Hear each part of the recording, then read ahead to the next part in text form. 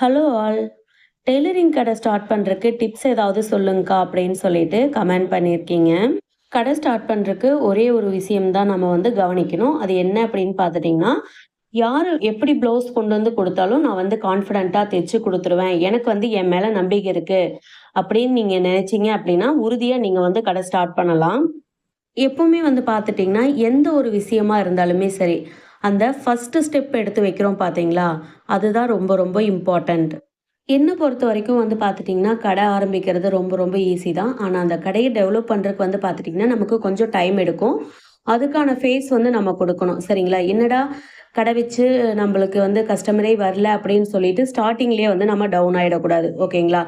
கொஞ்சம் வெயிட் பண்ணுங்க. கண்டிப்பா நம்பளோட முயற்சிக்கு உண்டான பலன் வந்து கண்டிப்பா கிடைக்கும். யார் என்ன சொன்னாலும் கவலைப்படாதீங்க. உங்க மேல உங்களுக்கு நம்பிக்கை இருந்துச்சுன்னா, தைரியமா கடை ஸ்டார்ட் பண்ணுங்க. கண்டிப்பா சக்சஸ் ஆக முடியும்.